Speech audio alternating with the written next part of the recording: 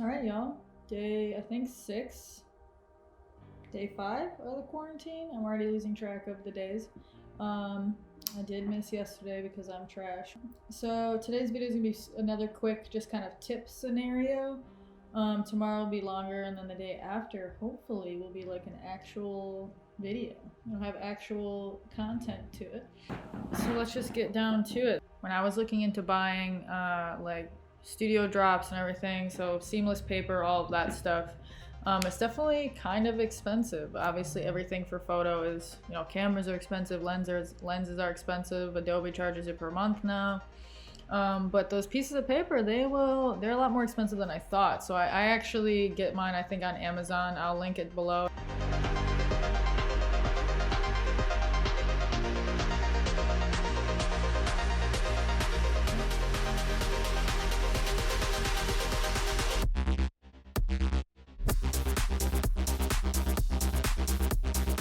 And I always get like the smallest size I can get, because even the smallest size is still like $18, and that doesn't include shipping or anything.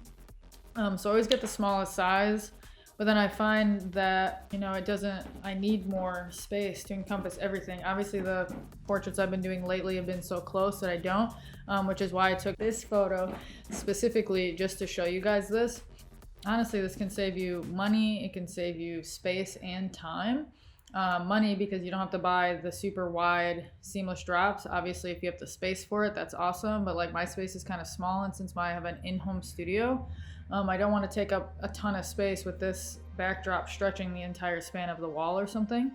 Great, so it's super simple, but so you're going to go up to here and you're going to select your rectangular marquee tool, and you're just going to make a rectangle on the part that you want to keep. I actually am not going to include, let me see really quick, I'm not going to include this edge because I don't want that color to be stretched all the way over. And then you're going to right click, free transform, you're going to right click again and go to distort, and then all you're going to do is you're going to grab this point here in the middle. I mean, obviously it's going to be a little bit different, but literally all you have to do is click and drag this over.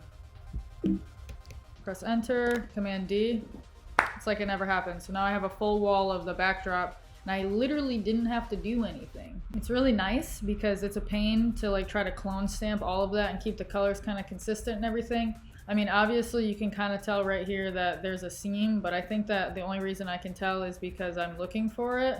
I don't think the average bear is gonna notice, and even the average photographer is probably not gonna notice, especially if what they're seeing it on is online. The quality is gonna be already reduced, so it's gonna be fine. So that's as easy as that is. Okay, so I pulled up a photo of my lovely client, Kristen. She has beautifully long legs anyway, but I just want to show you guys kind of how you can use this to help with your portraits as well. A lot of lenses end up distorting it and actually making your photos bubble, or think of like a fisheye lens and how it makes everything bubble and it makes it super wide. Obviously most lenses aren't that extreme unless you're shooting with that kind of lens, but a lot of them, 35s do it, 50s will do it. There is a little bit of distortion in the middle, and it can make your models look shorter. So it can help make them look their actual height or even a little bit taller. So with portraits, what I like to do, there are a couple things I'm going to go over, but first we're going to start with the crop. So what you're going to actually want to do is make this crop bigger. Okay, so if we make this the size that it is, and if we come down here, we want to make this a little bit bigger, and we're going to have this empty space there, and that's going to make sense in a minute. So we're going to crop that. Press enter. Okay, so now we have this dead space. So you're gonna go back to your like square marquise tool or whatever, rectangular marquee tool. My bad. What is that? What? Excuse me. And you're gonna select from edge to edge. You want to make sure that you're not just selecting part of the photo, because if we just select her legs, we're like, oh, well, we want our legs to be longer. That makes sense. If we go into free transform and then distort, it's gonna move. It's gonna work, her legs are gonna look longer, but we're gonna move this line, and then it's like, well, obviously you photoshopped it, and the goal is to not be obviously photoshopped. You wanna make sure you're selecting edge to edge. In terms of where you're selecting, you wanna go all the way down as well, because anywhere you cross in the photo is going to drag that downward, and we don't want to have that weird line or some inconsistency. So we're just gonna make her look a little bit taller. This might be a little bit much, but when we go to free transform, go to distort, and then we just drag this down, press enter. Great, so now we have our image. She actually looks a lot taller. This is original and this is now. Obviously it's not a huge difference, but she does, you know, here you'd probably guess, oh, that girl's probably like 5'6", you know, 5'5", 5'6". Here I feel like you look at it and you think, oh, that's like actually a tall, you know, she's a tall woman. She's like 5'7" or 5'8", even if she's not actually that tall. Or he.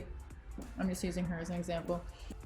All right, so that is how you can use your rectangular marquee tool to save you in a lot of scenarios, I feel like, where you want to kind of get rid of some of the stuff in the back, or if you want your model to look a little bit taller, even a little bit shorter, you can do the opposite. Of course, thanks for watching. I'm here. I am open to some suggestions. I've gotten a ton of suggestions, so I do thank everybody who's like been like, hey, here's an idea that I think you could do. All right, I should have a new video out tomorrow as well. I'm thinking it's going to be about how like I go about styling a shoot, or at least coming up with concepts and stuff. And yeah, happy quarantine days. Hope you all are safe. Hope you're all well. Stay home and hang out with each other on the internet.